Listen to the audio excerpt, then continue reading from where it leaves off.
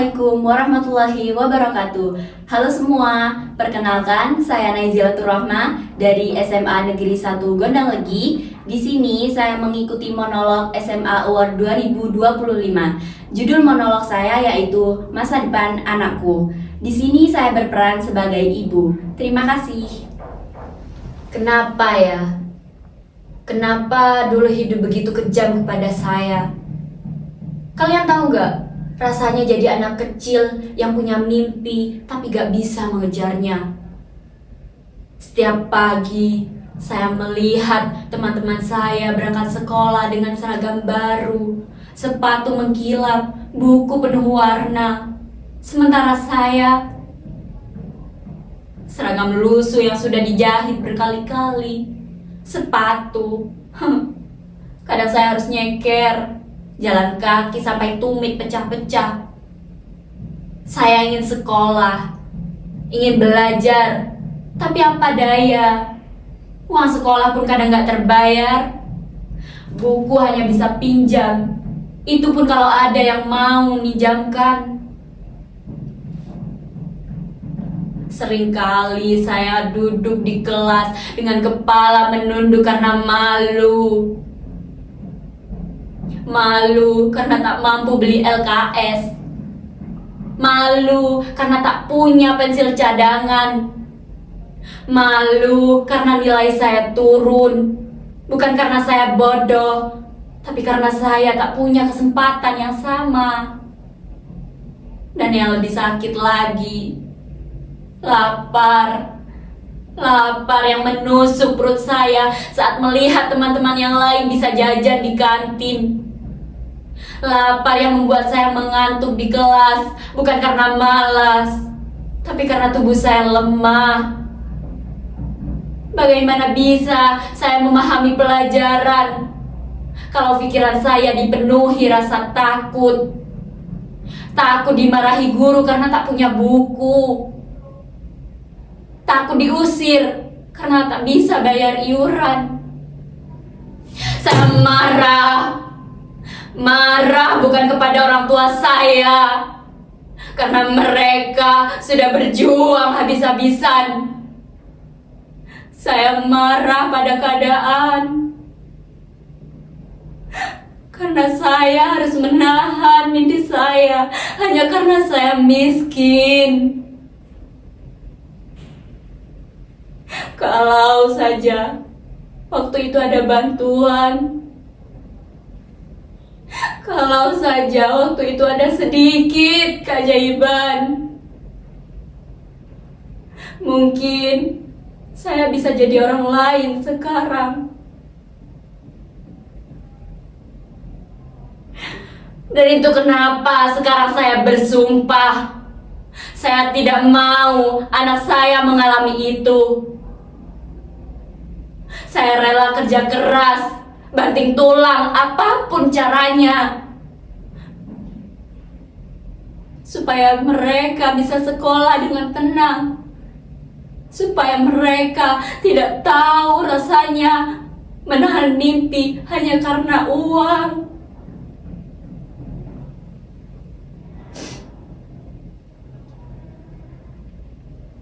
Duh, kenapa rumah ini selalu begini? Bising, tak pernah ada ketenangan. Setiap sudut penuh suara, dan tetangga yang seperti tak kenal waktu. Bagaimana anakku bisa belajar dalam keadaan seperti ini? Bagaimana mereka bisa menulis, membaca, memahami pelajaran kalau pikiran mereka terus saja diganggu?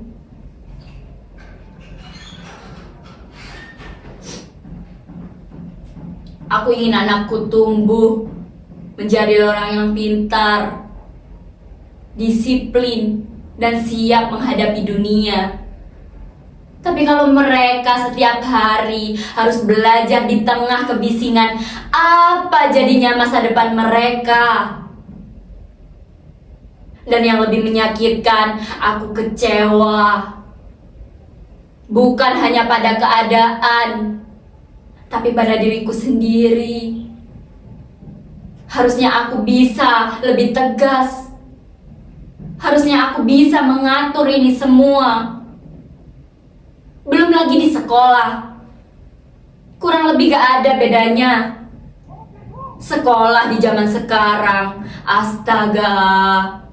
Seolah-olah aku sedang membaca daftar harga rumah, SPP, uang gedung, uang pangkal, biaya ekstra, bimbel, semua serba mahal.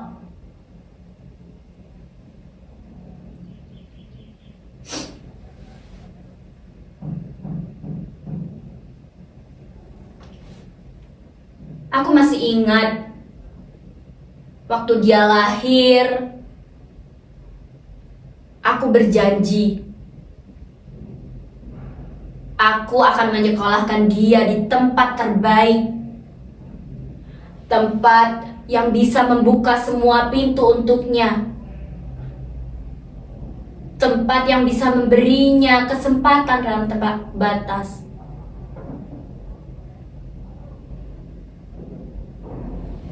Aku ingin dia tumbuh dengan rasa percaya diri, tanpa rasa minder, tanpa merasa kurang.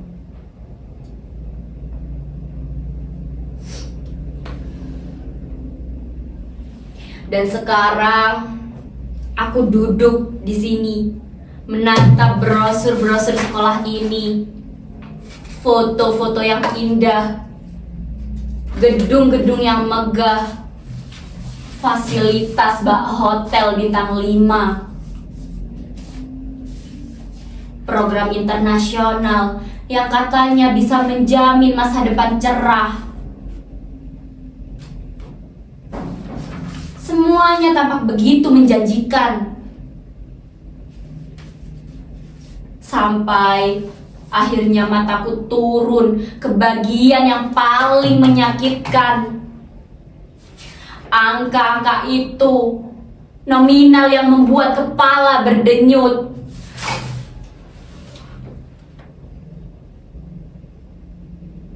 Bayangkan, suatu saat tidak ada lagi anak yang tertinggal hanya karena uang. Bayangkan, sebuah sekolah yang pintunya terbuka lebar untuk semua tanpa memandang isi dompet orang tuanya, tanpa melihat siapa yang mampu, siapa yang tidak. Bayangkan, sebuah tempat di mana setiap anak bisa duduk dengan nyaman, membaca buku yang lengkap, belajar dari guru-guru yang hebat. Semuanya tanpa harus memikirkan biaya. Bukankah pendidikan adalah hak? Bukankah ilmu tidak boleh jadi barang mewah?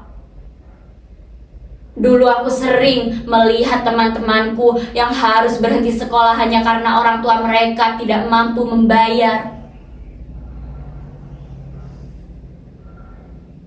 Ada yang pintar sekali, tapi mimpinya harus berhenti di kelas yang terlalu kecil untuk menampung cita-citanya. Itu sakit. Sakit karena tahu yang hilang bukan hanya anak itu yang berhenti belajar, tapi juga kesempatan bagi bangsa ini untuk maju.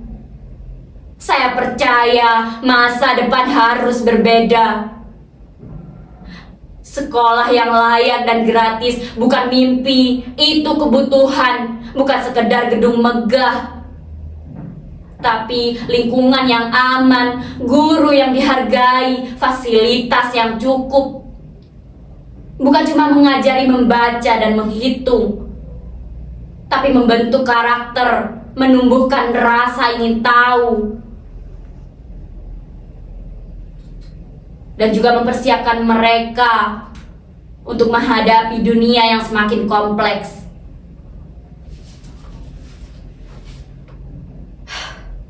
Baiklah, coba kita hitung lagi.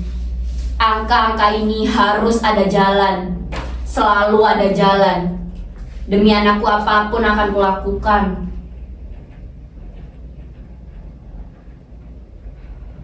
Walaupun harus